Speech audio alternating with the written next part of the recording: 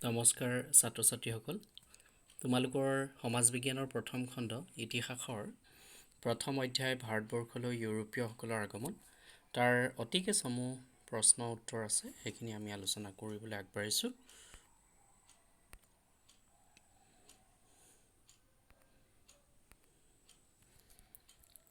প্ৰথম প্ৰশ্ন, ভাৰত আৰু পাশ্চাত্যৰ মাজত সাগৰীয় পথ আৱিষ্কাৰ কৰা প্ৰথম পৰ্তুগীজ নাবিকজন কোন?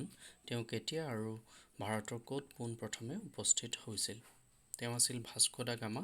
তেওঁ 1498 খ্ৰীষ্টাব্দত দক্ষিণ ভাৰতৰ কালিকট বন্দৰত উপস্থিত হৈছিল।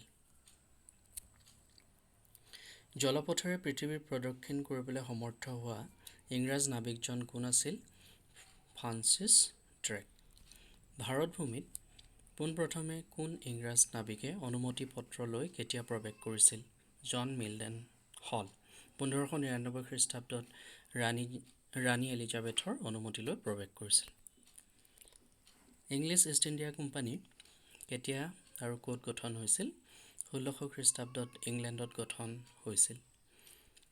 ইষ্ট ইণ্ডিয়া কোম্পানী ভাৰতত থিতাপি লোৱাৰ দুটা উদ্দেশ্য লিখা।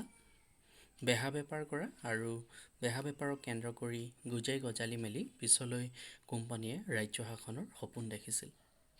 ইংৰাজৰ প্ৰথম বাণিজ্য কেন্দ্ৰটো ভাৰতৰ ক'ত কেতিয়া স্থাপিত হৈছিল?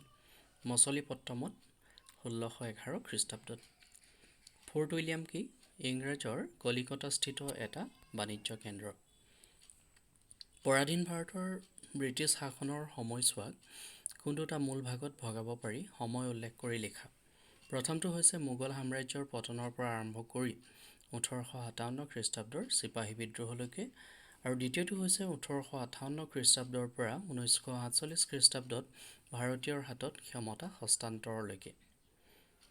9 নম্বৰ, ভাৰত চৰকাৰ আইন কোনে কেতিয়া কি উদ্দেশ্যত প্ৰণয়ন কৰিছিল? ব্ৰিটিছ সংসদে 1858 খ্ৰীষ্টাব্দৰ 2 আগষ্ট তাৰিখে ভাৰত চৰকাৰ আইন প্ৰণয়ন কৰিছিল। এই আইনে কি কৰিছিলে? ইংলেণ্ডৰ চৰকাৰক পোনপটীয়াকৈ ভাৰত শাসন কৰাৰ ক্ষমতা দিছিল।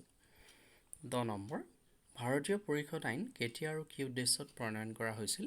ব্ৰিটিছ সংসদে ভাৰতীয় পৰিষদ আইন 1861 খ্ৰীষ্টাব্দত প্ৰণয়ন কৰিছিল আৰু এই আইনখনৰ উদ্দেশ্য আছিল আধুনিক প্ৰশাসন ব্যৱস্থাটোৰ সৈতে শিক্ষিত ভাৰতীয়ক চিনাকি কৰি দিয়া।